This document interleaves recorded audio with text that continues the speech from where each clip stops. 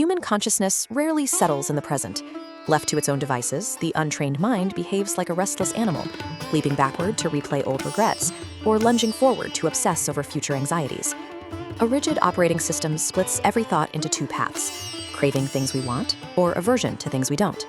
This continuous cycle builds internal pressure. Over time, the friction ties deep psychological knots, creating a baseline of tension. Most attempts to resolve this tension rely on external tools.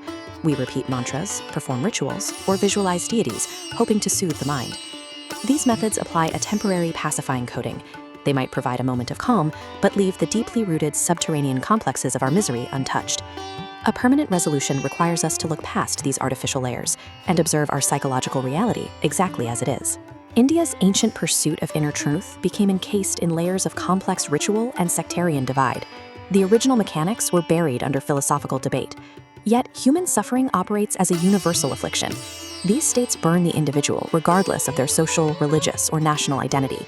Because the disease of suffering is universal, the remedy must function as an objective tool, independent of sectarian dogma or religious identity. A lineage of teachers preserved this non-sectarian approach.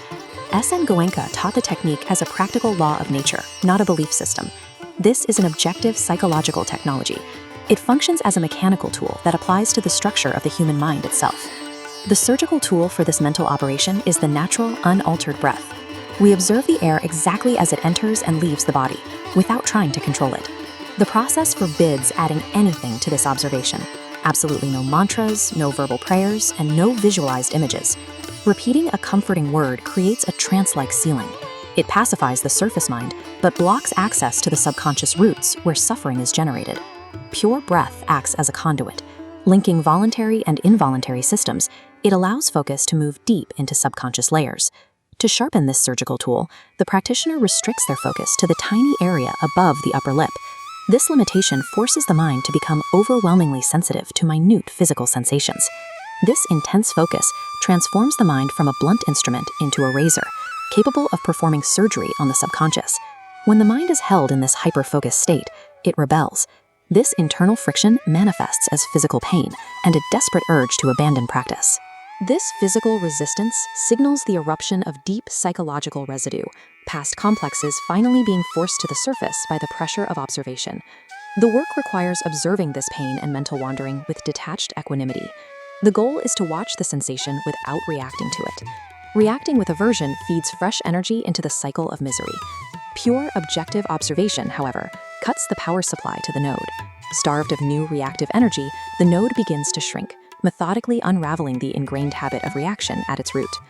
This simple act of non-reactive observation is the precise mechanical process that dismantles a lifelong habit of misery. This methodology was passed down through a strict teacher-student lineage to protect the technique from being diluted by philosophical debate.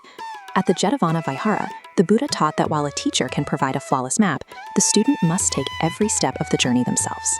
Waiting for external salvation or divine grace leaves the deep-seated psychological knots untouched. We tied these knots through our own reactions and must untie them through our own effort. This self-powered journey relies on three structural blocks: morality to calm the environment, concentration to sharpen the mind, and experiential wisdom to cut the roots of suffering. Moving past internal conflict requires a grueling, entirely self-reliant excavation of the subconscious. A life lived in a constant state of automated reaction gradually shifts toward one of calm, objective observation. As the internal mind is purified, we stop acting as our own worst enemies. We no longer radiate anger and anxiety into our immediate environment. The subterranean knots of craving and aversion begin to dissolve, replaced by a steady inner peace. This ancient, universal law of nature remains accessible to anyone willing to perform the labor of observing their own truth. By methodically observing the mind's internal patterns, we dismantle the mechanical triggers of our own misery. In their place, we build a capacity for conscious, unshakable action. Hope you like our video. Don't forget to comment, subscribe us. To join our refreshing yoga and meditation sessions, WhatsApp or call us at given number. Thanks for watching.